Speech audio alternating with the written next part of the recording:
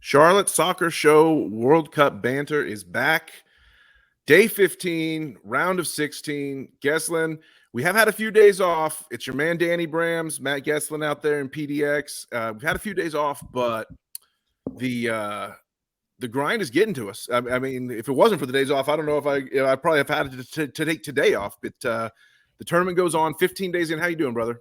I'm doing good, Danny Brams. Today would not have been a day off for me, of course. Le Bleu went this morning. Nice. Well, we never take a day off watching, but sometimes we take a day off doing a video. Correct. Well, watching more intently, of course, because my team was playing today. So, tomorrow maybe take a little bit more of a relaxing watch. But yeah, after a pretty good performance, another star-filled performance, we can leave it there. Le Bleu move on and have a wonderful matchup against England in the quarterfinals that is going to be setting up for, so far as we get halfway through the round of 16, two really good quarterfinals with some European blood and obviously one of the favorites in Argentina. So a lot to look forward to. Your dream of the Senegalese moving on to face France did not come to fruition. It did not. In retrospect, maybe a bit of a bias pick, just more of a heart pick than a head pick, hoping that you could get an easier matchup for your French. Correct. But you know what? There have been some upsets, and I have some upsets in the making, and maybe tomorrow those will come to fruition since we didn't have any today. Vegas, you never know what will happen in Vegas, so I put a couple of bets down for some upsets to happen tomorrow. We'll see if they hit. Today was pretty much today and yesterday was pretty much chalk, but you never know in this tournament, and there's always a surprise or two in the round of 16 in the World Cup. Well, we've got we've got a lot to talk about. We got France looking great. We got Mbappe giving us an all-timer new GIF. If you saw his reaction to the second goal, it was absolutely amazing. England moves on. Harry Kane gets a goal, and so we got to do it. We got to bring in the Godfather, Johnny Hayes, live in Vegas. Speaking of Vegas. How you doing, Johnny? The view looks amazing. Where are you at, kid? Viva Las Vegas! I'm here. I'm pumped to be on the show. I can't believe it's day 15 of the World Cup. This half of month, if you will, has been unbelievable. And I'm at the Bellagio. I'm on the 27th floor. It looks like a green screen. It looks like a backdrop. This is real. That's real. This is absolutely real. We call him the Godfather for a reason, ladies and gentlemen. I mean, look where he is put up today. So I take the banner off just to raise the screen up even more. I wonder. Yes, exactly. Oh, look at that. There it is. There it is. Yeah, give me the. Had to go full screen for sure. Yeah. The cars are moving and everything. No green screen there. You can tell that's live shot from the 27th floor. Johnny, how we doing? It's great to see you guys. It's great to be on the show again. I'm already drooling over the quarterfinal matchups, and I know we still have games to go tomorrow and on Tuesday. The reason why I'm getting on a red-eye flight tonight is because I didn't want to miss tomorrow's action. Right. I was just kind of thinking of how could I fly back to Charlotte and make sure I didn't miss anything, and the only option for me was tonight to get back. So I'll land in Charlotte tomorrow morning around 6 a.m., get back to the house, and then the match will get started in a couple hours after that. So I'm pumped about that. And, I've had a good week here in Vegas so far. It's been a profitable week. How are the games? How are the tables? How's the books? It would have been a more profitable week if the United States advanced. I bet with my heart. I'm glad you took a flyer. I went with the squad, and they didn't get through. I didn't take them to win the match. I took them to advance. And there was that moment of hope. That glimmer, that 2 minutes of time in the game. I said, wait a minute, we got a chance here to get the extra time. Yeah. When it was 2-1, I thought we were going to do it. I honestly, obviously, what am I going to say? We're not going to do it, but I thought we were going to do it when it was 2-1 for sure. And the way that goal went in, of course. Yeah. The goal. Don't even you guys broke it down. I watched the show. I just wanted to share with you guys. I don't need you guys to have to recount those events because it's still tough to think about. Fair point. It's still a little sore subject. We had games today to talk about, and your man, your guy, Sir Harry of Kane, as he's known to friend of the show, Mike Slipsky, put one through, and England looked great, France looked great. You guys are flying high today. Geslin, this is your territory. The French are through, and Mbappe looks like the best player in the world, and you must be feeling like you've got a chance to win the World Cup. Red, blue. I mean, we're going for it now at this point. We're serious level here. I mean, obviously one of the big rivalries that we get to look forward to here in the quarterfinal, which is going to be probably the toughest test for at least, either of these teams. I think this is kind of one of your matchups here that's going to really kind of dictate who's going to win the tournament. I think England obviously was a favorite. They're starting to find that machine, kind of getting through the gears, getting to, putting balls in the back of the net. Kane scoring, like you said, Danny Brams. Jude Bellingham has just looked absolutely phenomenal game in, game out. Jordan Henderson that came in strings early for sure. Only played the last game in the group and stars in this game and gets the opening goal for England. So again, that matchup is going to be fantastic. Kylian Mbappe, as you said, John, just enhancing the stardom that he has right now. Those 2 goals were just absolutely brilliant today. And what can you say about Olivier Giroud, all-time French leading goal scorer? So yeah, what a day, and what a like you said, a drooling matchup to look forward to. Just looking at it there, England versus France. Yep. That's good enough to be a final for me. Yep. Yeah, exactly. And it's a quarterfinal match, and the Netherlands against Argentina as well. I told you guys earlier, I said that, Argentina for me, for the 4 teams that went through, maybe the worst performance to get through against an Australian team. Yeah. So I'm on the record. You can go on The Athletic. You can see my pick. I'm on the Netherlands in that match. I like it. Switched over to the actual France sheet here, so we could just take a look at sort of the SofaScore ratings and the whatnots.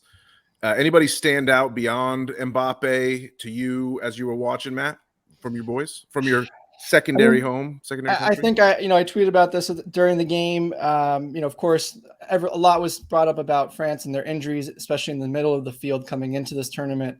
Tchouaméni has just come in and just absolutely made it look as if nothing has been lost. Right? Of course, can you ever replace an N'Golo Kanté or Paul Pogba when they're fit?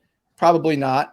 But this Conte's, I don't know, man. Conte is not the Conte of 2018. He's not even correct. Close. You're right. He's not the Conte from 18. But I was shocked when I heard this commentary from the TV coming at me when I was watching this match. That was like, I can't believe France is able to do this without Conte. I'm like, have you been watching Real Madrid play? Like, have you been watching Conte play in recent years? Like, Tchouaméni is the truth. Me, I have the huge bias towards younger players.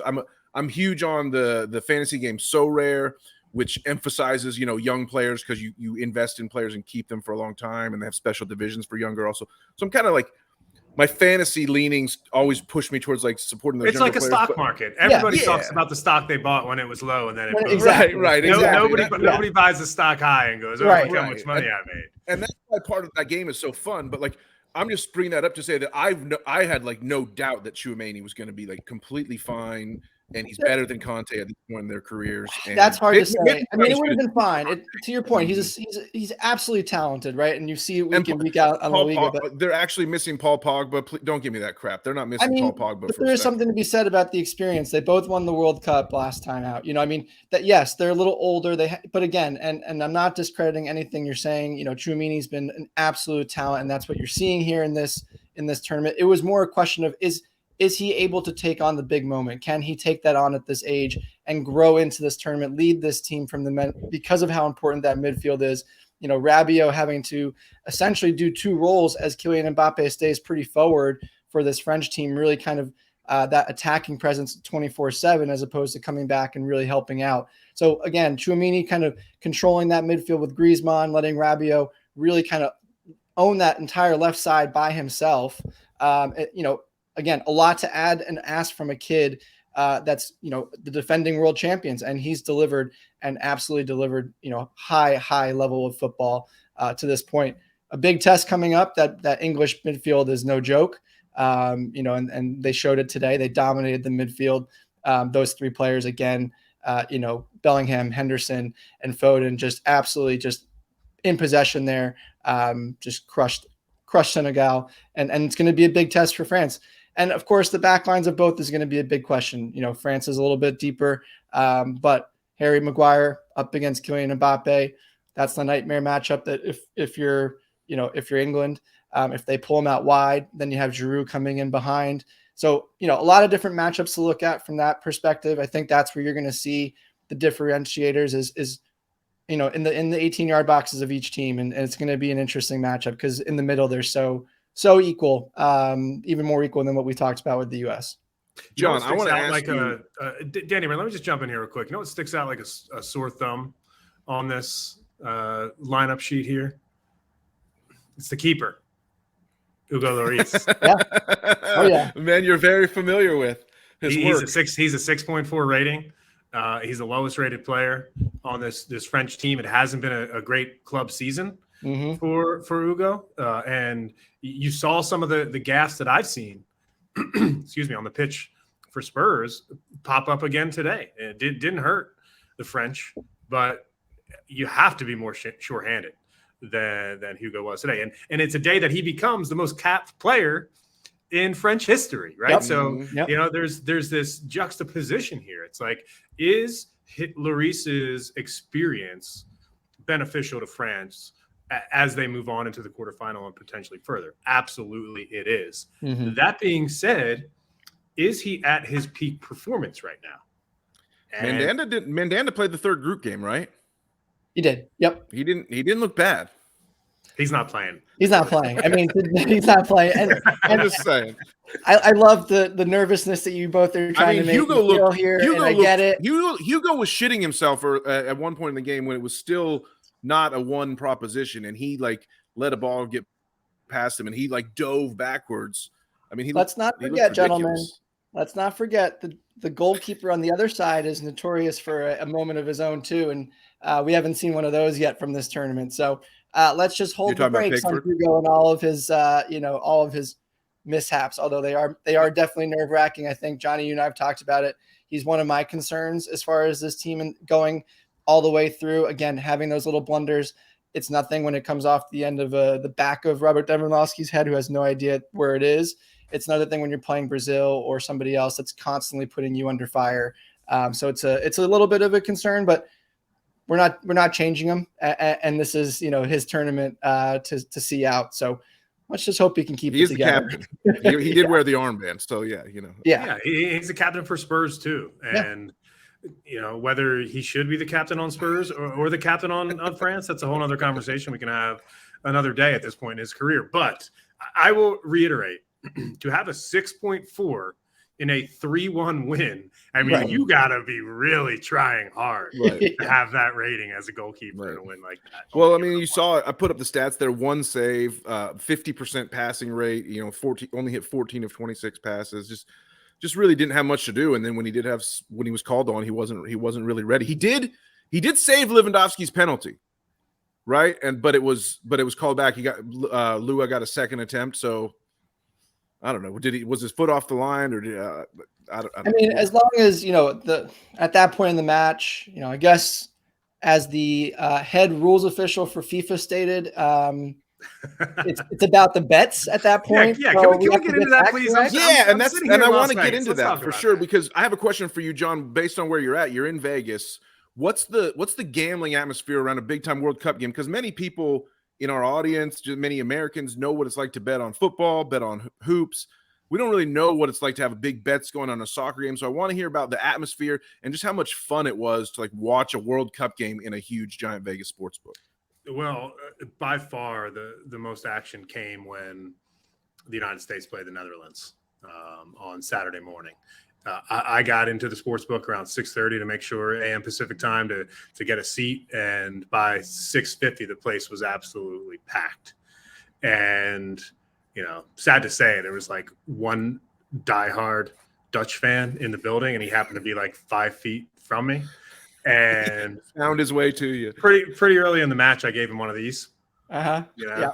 But he certainly had the last match, and I told him fantastic performance in the Netherlands. Amazing. But the atmosphere is great. Now, today I was over at the Mandalay Bay, and you can walk from the Mandalay Bay to Allegiant Stadium where the Raiders were playing the Chargers, the LA Chargers, and it was absolutely lit compared to first thing this morning when I was over there when France was playing their match.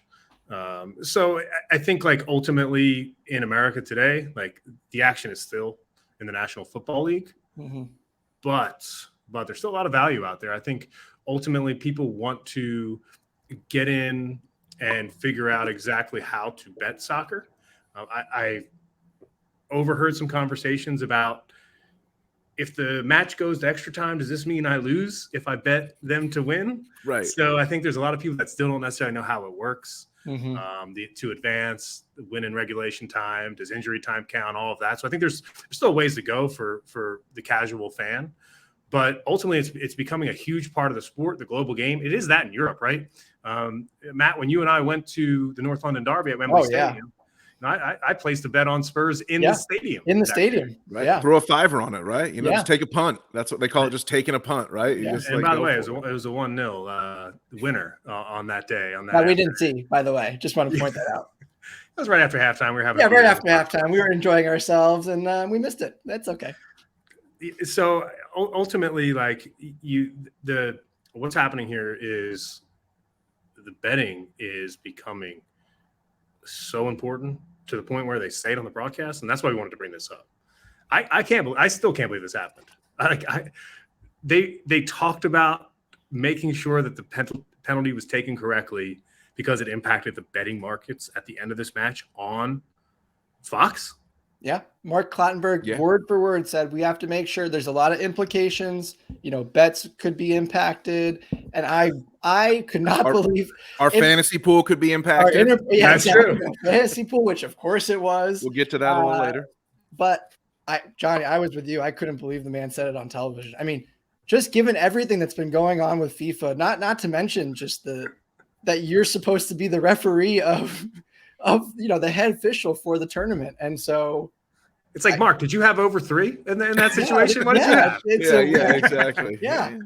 But it is interesting. I'm curious to find out what's, of course the betting will still continue with the United States out. I'm curious to see kind of what that looks like from a, Vegas perspective as the tournament goes on, if that continuation of betting from the soccer perspective is still that high to your point, or if it does drop off. And then of course the fan, just how is this going to impact the tournament from a US perspective? Are bars going to be as involved, just what's the local community going to look like as well? There's still a lot of great soccer. The World Cup, we talked about it with your wife about how involved and just how awesome of an event it is, where people just that aren't necessarily fans love to see, the Senegalese dancing team in the crowd or something that brings them in. And I'm just curious to see what the impact is going to be for the sport here in the States, especially now that the team is out. 2 words, one person, Kylian Mbappe. He's the man. He's next in line. He is a global superstar, and it started today, right? And Danny Brams, you think he's got the gifts? He's got the moves. Dude, he has the ability to transcend everything. Breaking news, by the way. I apologize. While you guys were talking for a second, I just looked down at my other screen. I posted a little video of Kylian doing the little deuces and the salute, and it just got deleted. I got my Twitter account locked for posting copyrighted material. So well, there you go. But I just loved it so much, and it's funny. Like, I assume there'll be a better, cleaner, more high quality version of that GIF popping up in places all very soon anyway. And you're right, John. Like, he's just so fun. Like, he's like the man for the moment. I can't see France losing this World Cup now just with the way he's playing. I've got England in the next round. You got action? Yeah, I've got England in the next round. I did love my friend, and I do love him until Friday. From there on in, we'll have to just wait and see. It's definitely not coming home, but we'll just leave it there for now. I think that this match sets up pretty well for England. Right? It does. And that's why I do like England. I think ultimately, when you think about what England's strengths are, it's the right back. It's Kyle Walker. It's not Matty Cash who's dealing with Mbappe on the wing there. I think Kyle Walker has the pace to potentially – he's not going to put Mbappe in his pocket, but he's going to – it's not going to be Matty Cash. It's not going to be the Poland defense that Mbappe is going up on. So, I ultimately think that England has a chance to get through, and I wouldn't be surprised if this is the match that we see if none of the other round of 16 matches go to extra time, which we're still due, aren't we? We're due. Something's going to happen. We're very due at this point, yeah. But if we don't get it in the next couple of days, I think we got a chance to get it in this England, this France match to be an ultimate classic. And that's why I think England's going to be the underdog in this match. And because of that, that's why I like them. If you tell me England's the favorite in this match, I go, give me France all day long. So it's just whoever the plus is in front of is who I would take in this. And Harry Kane gets his first goal. Potentially he starts to feel a run of form there. Mm-hmm. The midfield's playing well. Jude Bellingham.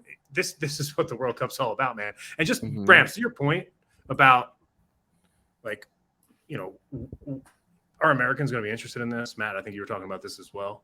Like, who cares? This is for the real ones. Like, right? Yeah, exactly. Yeah. If the ratings don't matter to me. I'm going to be watching. So yeah. If you don't enjoy this, like, not my problem. Right. I mean, the final will still be the most watched sporting event in the world, right? So it'll still have plenty of viewers. It's so hilarious. In the first half, I kept seeing all these tweets that were like, "Oh, Matty Cash. Oh, Matty Cash raising his stock in the world, with this game. Like, oh, people are going to be talking about this Matty Cash performance for a while." And then the second half, it was just like no one was tweeting about Matty Cash. I think only Hugo had a worse SOFA score rating than Matty Cash at the end of the day. So it's the golden rule. Yeah. Don't tweet until the game is over. Right. I've never done that. Any sport. I've never done that. I've never texted either of you. I've never said to you guys, "Oh, it's over," Shit. But it is, John. I agree with you, and obviously, I know we're spending a lot of time with this. I disagree, guys. I don't think England has a chance. If they come, England played scared of Senegal today. I mean, they set up defensively, trying to contain Senegal with Luke Shaw almost playing as almost a third center back most of the time. If they're scared of what Senegal can bring without Sadio Mane, I think they're in trouble with Griezmann and Mbappe going up there, and all-time leading goal scorer for his nation and the most handsome man in football, Olivier Giroud. Sorry, I missed the pronunciation there, but Arsenal DNA, despite his time at Chelsea, unfortunately. I love France. I think France wins this easy. I think France gets up early and doesn't look back. You were so close until Olivier Giroud, but I'll let it fly. No, I don't disagree with you, but I think to Johnny's point, there's a lot of opportunity here for England to make a statement. I think they have the players. They have. But are you guys thinking that they're going to shut France down, or are they going to? No. I was going to say, and as Johnny said, Kyle Walker's not going to put Kylian Mbappe in his pocket, but he's not going to give up 2 goals and an assist like Matty Cash did. Maybe it's 1 goal. But that's still England has enough firepower. They're the only other team that scored as many goals as France in this tournament. They could have put a bunch more up today if they really wanted to. To your point, Danny Brams, I think, they sat back a little bit, similar to what the Netherlands did to us yesterday. And that first goal was almost a carbon copy, the way they passed through that defense, that square ball back to Henderson, almost look exactly as Memphis Depay's goal yesterday. So, take it for what it's worth. I think there hasn't been an upset yet. I think you're seeing the big cream of the crop rise, and especially, the tournament is kind of evolving. The managers are getting a feel of how their teams are doing. And again, just another example of what that other matchup is going to look like. A manager who knows his team in Louis van Gaal. Johnny, I know you're very high on the Dutch here for this matchup against Argentina, but similar type of thing. Matchups are going to be key. It's tactical now at this point, and it's really coming down to who is the best at what they do, and that's what we're at the round of 16. I mean, let's be real. The World Cup group stage is fun. Yeah, but it's big boy soccer time. Yeah, right? This is where the real managers show up and can impact high stakes matches. Right in the group stage, you've got managers who are making decision about lineups. Hey, who can I get some rest? Yeah, do we necessarily need to throw this guy on in order to save some legs for a third group match if it's necessary? Right. Now it's knockout style, and Danny Brams, I know you love this, balls to the wall soccer. And you have to be prepared for not just a 90-minute plan. You got to be prepared for a 120-minute plan. Yeah. And that's why today the three of us went back and forth about Gareth Southgate's decision to leave Marcus Rashford on the bench. And I actually love that decision. I think it's smart because talk about an ability to super sub one of the paciest players in the world who knows how to get out there and get a goal with 30 minutes left in the match, even if it's 1-1 really, really, really late in the England-France match and Rashford is still on the bench, you can put him on in the 80th thinking that you still can get 30 minutes, 40 minutes out of him, knowing that it goes to 120. I will definitely concede England's bench far superior to what France can offer. So if the longer the game goes on, that England can sort of keep it keep it, as an even game, the better for them. I definitely agree there. Man, but I just think France will blitzkrieg them. I just think France comes out. I'm fired up. Can we play right now? Can we just go? Yeah, Can I they just don't want to wait till Friday. This is what it's all about. I mean, it's day 15. This has been a slow burn until this point. Yeah. And just one other aside, I was having a conversation with a couple people today who don't really know the global game of soccer really well. And they said, like, is Kylian Mbappe like the Michael Jordan of soccer right now? And without hesitation, I was like, yes. He absolutely is. The fact that both Ronaldo and Messi have scored, 8 and 9 goals at the World Cup for club. The fact that Mbappe is already basically even with them. Yeah, at 24. Career-wise, yeah, over the career. Yeah. Whoa. He's going to play 2 or 3 more cups. Yeah. I think I saw a stat that Messi's goal the other day was his first goal in the knockout stage ever in World Cup history for his career. So Mbappe has already beaten him there, which just today, and a cup, just with one game already. Yeah, so, scored a goal in the cup. It's the Charlotte Soccer Show. Coming up next is Leo Messi overrated. We'll be back after this. You're the man with the tease for sure.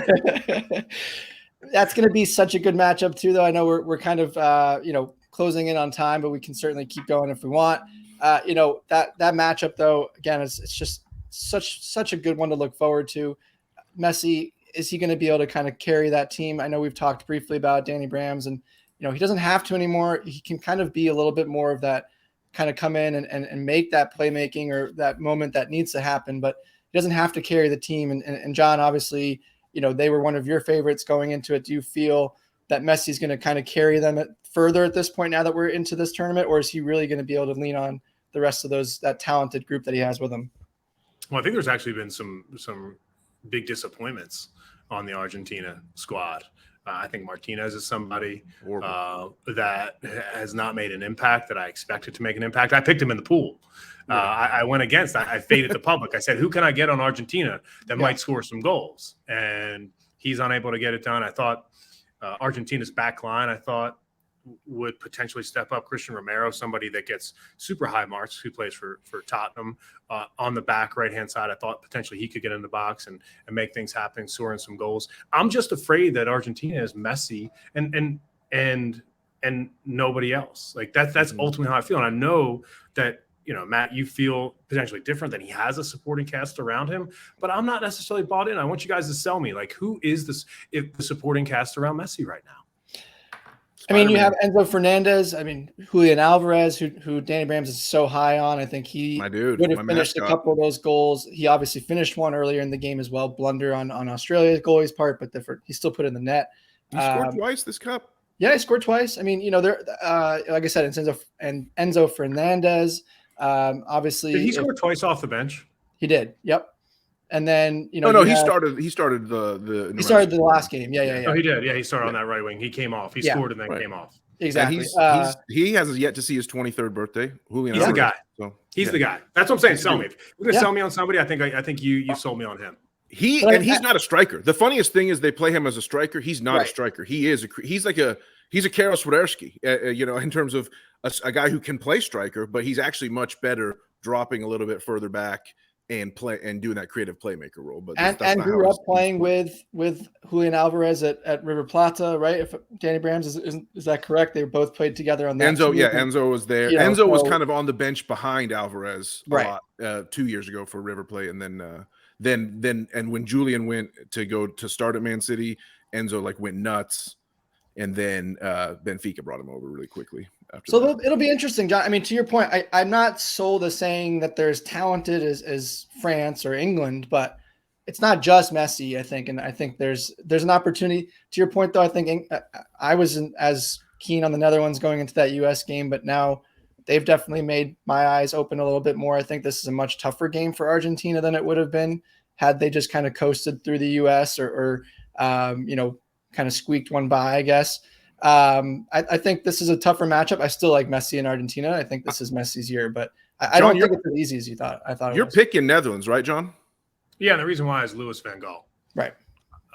I mean, the reason why I was so okay with the United States' loss on Saturday morning was because like I just wanted to go up to Louis Van Gaal's, and him and his coaching staff and just shake their hands and be like, let's go shake their hands.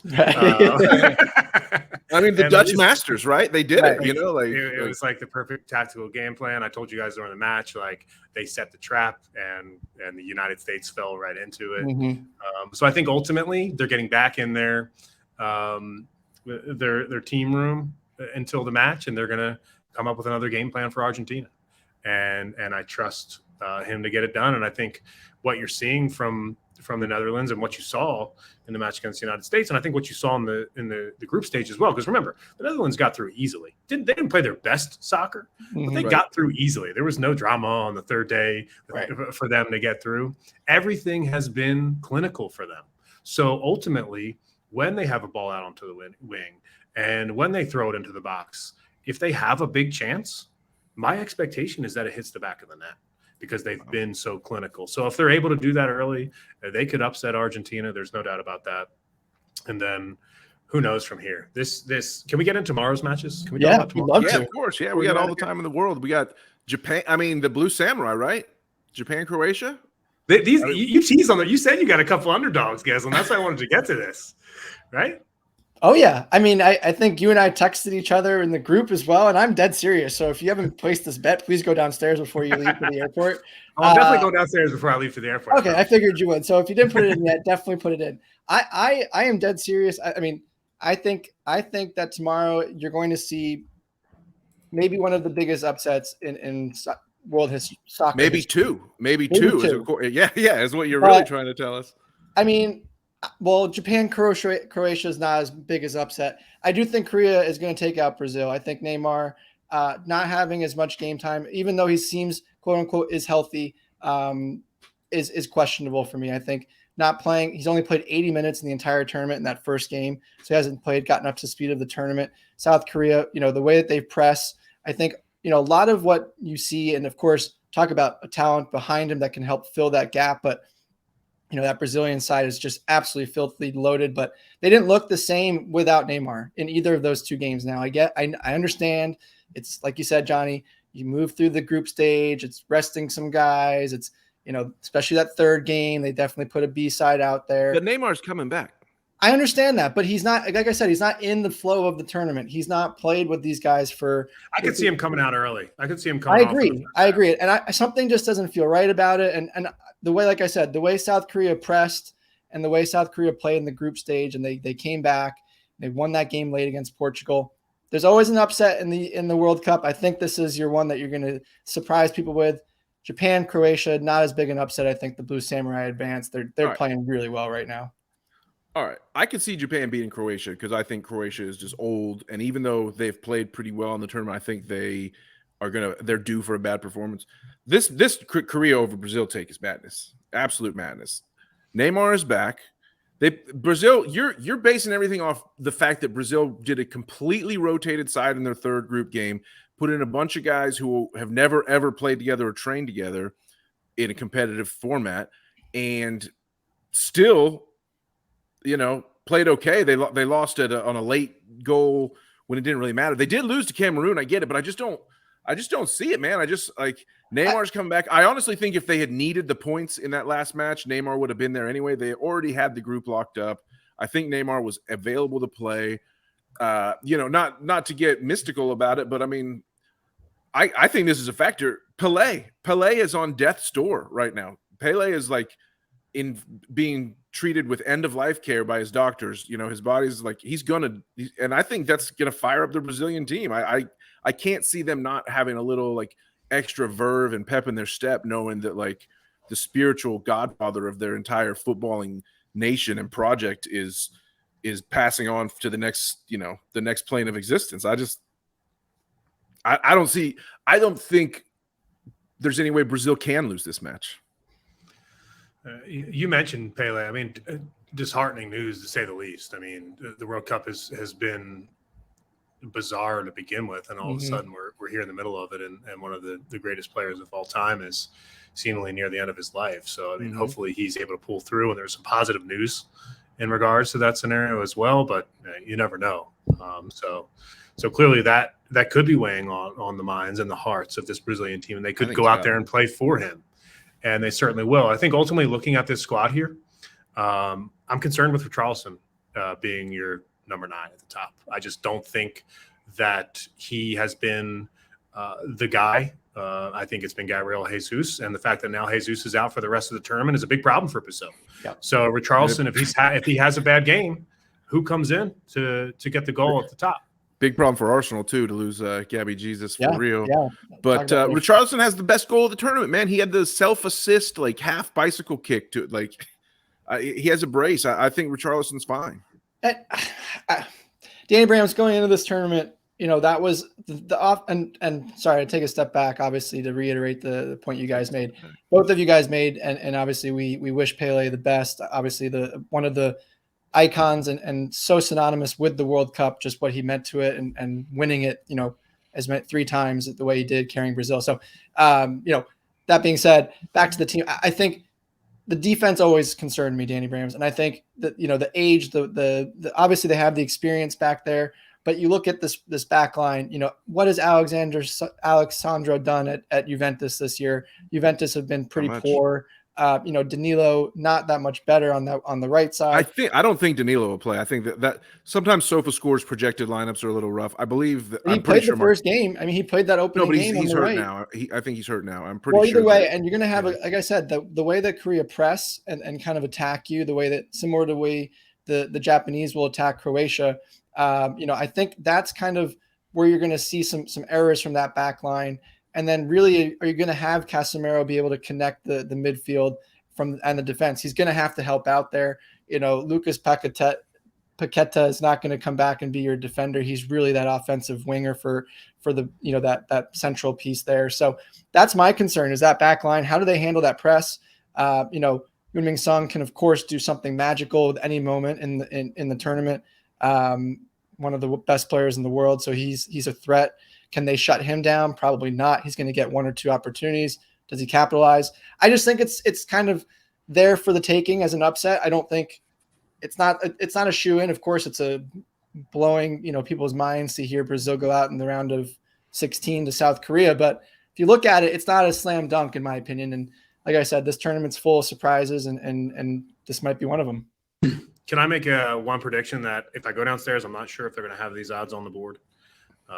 Is that there will be tears after this match. Sonny will cry either way, win or loss. Yes. And Neymar will cry in a loss for sure. Yeah, exactly. Neymar will cry during for sure. Yeah, exactly. Did you see? I saw a post that said Neymar has a close up, like a very close, super zoomed in picture of the World Cup as like his background photo on his phone. Someone caught that screenshot. So he's very much in cup mode. I honestly think he could have even played in the second game if he had felt that he'd been needed. I know it hurts to get kicked in the ankle 50 times like he did in their first match, and it was pretty swollen, but ultimately he's not really suffering any muscle or ligament damage or anything like that. He just has a swollen ankle. So I think he's going to be at full strength, full speed. I think the Koreans are a little lucky to be here. Certainly not for their effort is unquestionable, but the balls bounce their way a couple times, as can happen in soccer also. And I just don't see Korea even standing a chance in this game. But my big question mark is, and I'm a huge fan of Hee-chan Hwang, or excuse me if I'm butchering this pronunciation here, Hwang. No, I believe that you've got it. Yeah, it's tough. Yeah, he's a big time player on Wolves. He's a player that I really enjoy. And when South Korea brought him on, I said, wait a minute. This is a really big time substitution in this moment. If he wants to connect with Sonny, we could potentially get a goal here. And that's exactly what happened. So look for him to potentially start. SofaScore has him here. And then Cho, the number 9 in the middle. By the way, we all know how Sonny is as a Korean superstar. But he's 30 years old. He could have one more World Cup in him. And I was so happy to see him get that assist because I thought he was pretty poor in the group stage. And I thought he's been pretty poor for Tottenham throughout the entire season. So this guy Cho, watch out for him. He's big. He's got an eye for goal. He's 24 years old. And by the way, he is an absolute heartthrob.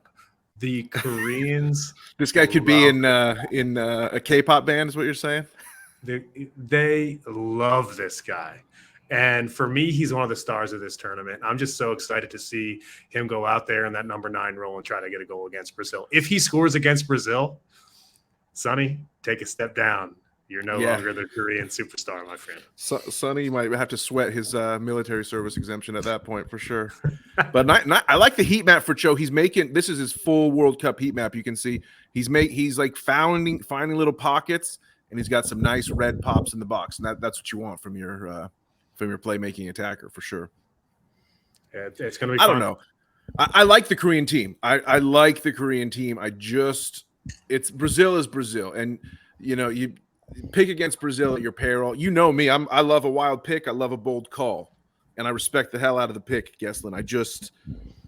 You can send me the money. If you want to burn the money, just send it to I can give you my Venmo. You should have it from the fantasy. Do I get the same odds, or how does that work? Or if you just want to give money away, I'll take it. You don't need to give it to. We'll see, Danny Brams. We are halfway. It hasn't been an upset, like I said. So 4 more games to go. There's going to be one. Is it this one? I don't know, but there'll be one.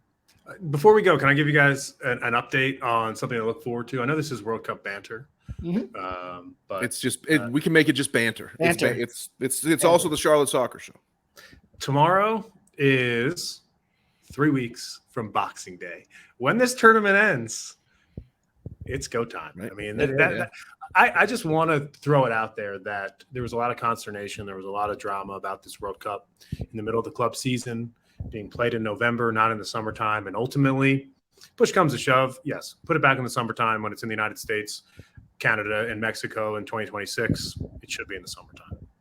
That being said, this has not been as bad as people imagined. No. Like, if you like I think the first couple games were. First couple games were shit compared to what we're going to see for the next 2 weeks. Yeah, exactly. This is going to be epic. Yeah. And then after this epic, run of play for the next 2 weeks, it's go time once again. And by the way, Danny Brams, we get through Boxing Day, we hit the new year, we get into January, and all of a sudden Charlotte FC is in camp for the crown, baby. Yeah, it's coming back. It's I'm really looking forward to the MLS schedule release here at the end of December as well. We don't have an exact date for that, but that's like a huge. Are you guys firing back up the wagon for that one, or when can the people get more Charlotte Soccer Show podcasts back in their life? I would say within the next week or so. Johnny and I, we were talking about it early this morning about how we're itching to get back to some breweries around here and drink some winter beers for sure. I'm more than happy to fill in for you guys, but I'm sure the listeners are tired of hearing my voice. I know they're waiting for the legends to come back. So I think they're just tired of your sports bigamy and trying to support the U.S. men's national team and France equally. I don't get that. The U.S. is red, white, and blue. France is blue, white, and red. I mean, there's absolutely my colors. My colors are very limited, so it's just the orientation of them, which is totally fine. Well, for me, I can understand it. I just never experience it because Ireland is never in the World Cup. Right, exactly. Yeah. I can show you guys both passports if you really need confirmation. I have a really good friend who tries this. I have a really good friend who has tried this shit for years with both the U.S. and Ghana. And he's like, "Oh, I love U.S. team, but the Black Stars, baby, I got to support Ghana." And I'm like, "Dude, you can't do that. You can't do it with Ghana. You can't do it with France. You can't. I mean, come on, borders, man." Until they play each other, Danny Brams, I don't have to worry. And you're forced to make a decision. Yeah, we don't have. Now, and even Mike Slipsky, who was a guest on our show, likes to pretend he's an England fan from time to time. So it's just, I don't know. Maybe I should lighten up the stance here and just let everybody have a second team. I don't know. Put a pull out on that. I don't know if you guys have a guest plan for tomorrow, but if you don't, hit me up. I want to come back on the show. Let's do it. We'll think about it. Let's do a quick. If you want to go, Johnny, we're going to do just a quick look at the fantasy pool here, just because it is kind of our thing that we do. And I just want to fantasy pool. What fantasy pool? What are you talking about? Before you disappear, what's the latest take on the Hayes family battle here between John and Rich? Yeah, I think I'm having bad internet connection here. I gotta go, guys.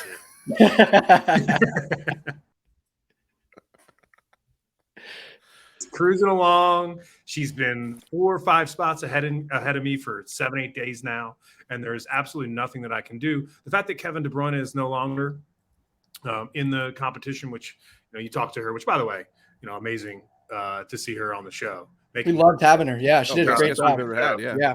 Debuted. Awesome to see her on the show. Just to know that she's kicking my ass makes me proud because, it's something that, when we first started dating, Rachel and I, my love for the game, she realized that and got on board, and now she has a love for the game too. And look at this. We're doing the World Cup pool, which, by the way, I finished 3rd 4 years ago in this pool. Right. And you have a proud tradition. 4 years later, I can't even, win my house.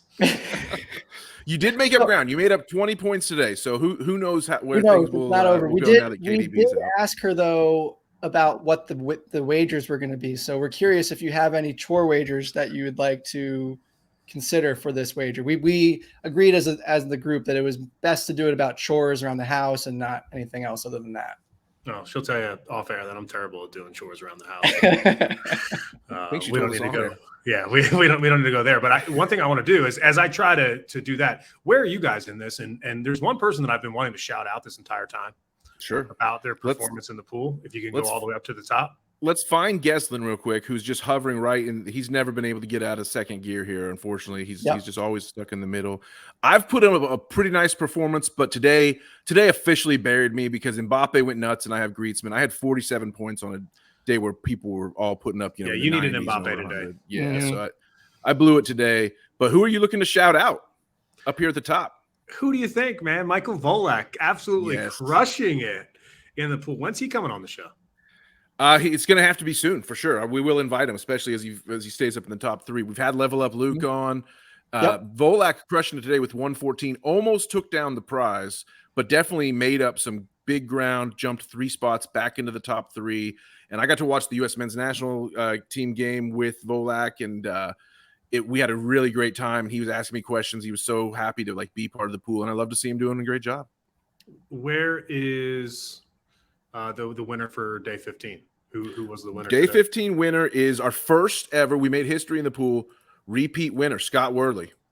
He's down in 22nd place, so he really has no shot to win it. But he has made he's profited on the tournament here with 121 points today. Took down his second daily prize. Let's check his team. I think he has the Mbappe captain. He's got the Mbappe captain. He had who did he have else that played today? He had Koulibaly, who put up not too many. Koulibaly only had 2 or 3 points, but the Mbappe captain gets you, on the doorstep of being able to win the day. Who's his English players? Got to be Kane. Yep, Harry Kane for England, and then he's got Lewandowski. So that penalty kick that they had to make sure to get right for the gambling purposes, it played at the sports books and it played in our pool because Lewandowski's PK goal ended up winning the day for Scott. Well, those 3 are the difference for him because I had all those 3 players as well. Who was your Senegalese? Mendy, keeper. And Mendy got stuck with the negative. He was like -3 today, so he just couldn't make any saves. Well, Mark Clattenburg at least helped out Volak here today. So yeah, he certainly did. But let's get Volak on the show. We got to get him on the show. Do it. That's the mission. Next couple of days, or at least we've got a break, right? There's a couple of days this week with no action. Yep. We got 4 more round of 16 games, and it's been soccer every day since the tournament started, but up till now. So pretty insane. I know a podcast name that's pretty good. I am a subscriber to that podcast. So Volak's up in 3rd still. Our top 2 are not changing lately. They lost some ground today, but Sebi Charita and Kevin Knapp just absolutely crushing it. At this point, if you're outside the top 10, which I just happen to be just barely, you're probably not going to climb up to win. You may be able to get in the top 4, but hey, maybe you'll win a daily prize. You never know. I'm counting on João Felix. He'll get me there. We're still not out of it yet, Danny Brams. I don't know about that. But, we went a little long today, but I think it was well justified. Love talking some high-level soccer with guys who really know the game and know the fun of the game. You guys, these episodes are so much fun to do. I keep saying it's more about the vibes than the views. Just the chance to see. It is about the view on this episode, though, John, because that view behind you, just the chance to just stare into the background of your screen right there has been worth the price of admission on this episode for me, at least. You know what I'll say is that I arrived here in Vegas on Friday night, and just to kind of share what type of lifestyle happens here is that this morning, Sunday morning, was the first time I saw this view after arriving here Friday night. As one should go to the Vegas. window. Right in Vegas, right? And I'm assuming first class back, the 27th floor and first class back, or how we, Mr. Hayes, or what's? Well, I'll say this: the Athletic is business partners with BetMGM. The Bellagio's a BetMGM property, so yeah, they hooked us up. There's no doubt about that. But as far as first class back, hell no. I'm in an aisle seat on the red eye about halfway back tonight. So let's see if I can get some sleep. Well, we wish you safe travels back. Would love to have you back on again, Johnny. Best of luck on any final wagers you have downstairs as you walk out. Please make sure you put mine on the book. I want that officially. I'm going to go down there and send you a photo of the tickets. I'm going to go down there right after I hop on. Perfect. Danny Brams. It's for the cup, again baby. Tomorrow. I thought you were teeing me up for the tagline, bro. You're pulling a Charmin. You're pulling a Jess Charmin. You know, she doesn't. At least you know what it is. Where's Jess on that leaderboard, by the way? Dude, you don't want to know where Jess is. I was going to tee him up though. That's the thing. He jumped right in. It wasn't just I maybe you can. I guess you can blame me. Yeah, just to check on it's Jess. Always about how me. She did today. Remember we talked about this. It's always about Jess me. moved up a spot. She's just hovering. She bounces back and forth between 39th and 40th place each and every day, depending on. Wouldn't be a bad idea to have Jess back on the show to talk England France. Big preview with Geslin. Big England France preview. Let's get a wager on there between you two guys. I'm in. Girls and gals. I'm in. I like that idea. Boys and gals. Yeah, boys and gals. I have to tell you guys this, like, seriously though. What you've done with this show throughout this World Cup has been fantastic. Like, when you think back at World Cups, right? I always when we do content, I always say, like, when you look back at your content, are you going to be proud of what you did, and is it going to be something that stands the test of time? Like, and ultimately, that's what this World Cup Banter show does. Like, I think 4 years from now, we can look back at some of these episodes and we'll have a window into the past. Like, these takes about Mbappe, Messi in his final tournament. Like, it's not just going to fade off into the distance, like into thin air and just disappear. And I think sometimes content does that, right? It's like if we came on here and we talked about the tactical setups tomorrow or predictions, who's going to start, and then said goodbye. It's like, like nobody wants to listen to that in 4 years. But if you bring some culture into it, you bring some lifestyle into it, and you talk about having somebody like Rachel on the show, having Bullock, having Level Up Luke, like 4 years from now, we might be like, friendships evolve, it's like all of a sudden, like, you can look back and say, me and Level Up Luke might be married, at that point. Who knows? You never know. Anything could happen in 4 years. Hey, let's go down to Little Whitechapel here. You guys can fly out here and get it done. Well, on that note, I think the sentiment is felt both ways, Johnny. Thank you for that, Johnny. Thank you for that. We enjoyed every minute of it. Like Danny Bram said, we haven't been every day. We did take a couple breaks just as needed, but we've had a blast doing it. We've loved having all of you that are listening. Whether that's one episode. There's only 8 match days left. There's only 8 left. Only 8 match days like I said, left. So we're 2/3 of the way listen through. to one episode or all the way through, we thank you every single one of you. And Danny Brams, I will set you up this time. So until tomorrow, as always,